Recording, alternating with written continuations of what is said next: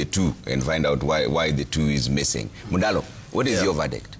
Scale of 1 to 10. On a scale of 1 to 10, I'll give it slightly above average. That is a 6. Okay. And Trevor, this is not the first report that we're having in this country. We have had so many reports. And most of the time, the reports that we have always had in this country always go and they're on the shelves. Yeah, they're nice documents, and then we put them on the shelf. That's why I had a big... I was not one of the biggest optimists when this committee was set up to track this implementation. But I must be able to say that listening to the report and also having been in this country, I think it is the first report that has something tangible that we can actually write home about. Because especially as a person who was and has been heavily within the Azimio brigade, I think one of our pet things in this report would be about the compensation of victims of the protests.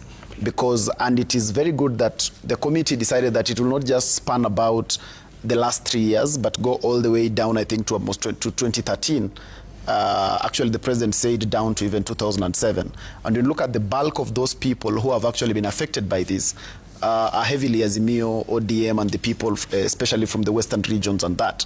So the fact that we cannot be able to actually bring back people to life, but I think it's a step in the right direction that we are now having conversations around compensating them. I think it's a step in the right direction. We are now having a 2 billion allocation to go and deal with that, where the president himself said now they have put together, they have a comprehensive list of everyone who actually needs to be compensated. They have now adhered to the court ruling, working together with the Kenya National Human Rights Commission to be able to do this. And I think that was a step in the right direction.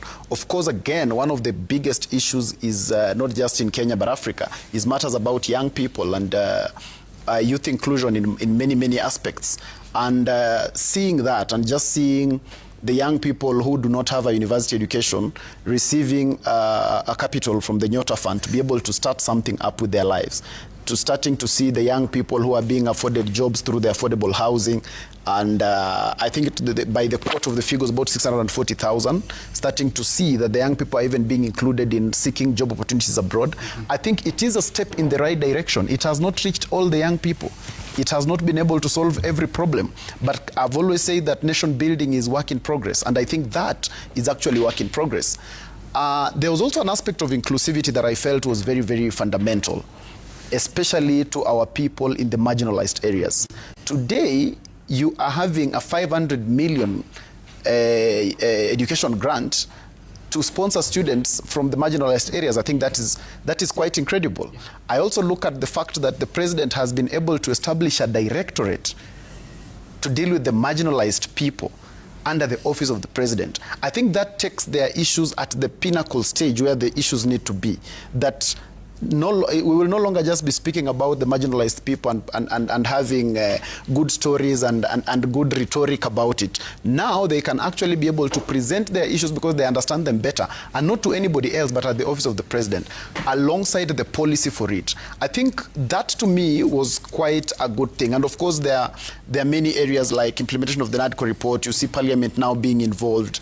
And I think by and large, I think those are some of the things that I feel like they have been able to actually move in the right direction. For the very first time, I think you would correct me if I'm wrong, but I think for the very first time we're having a committee in Kenya that has been established and did not just go, sit, collect allowances, and everything went to the shelf and we moved on like nothing happened. I think for the very first time we're having a launch of a report that actually has tangible deliverables and factual things that we can actually put our hands to them and be able to say that it's indeed true that these actually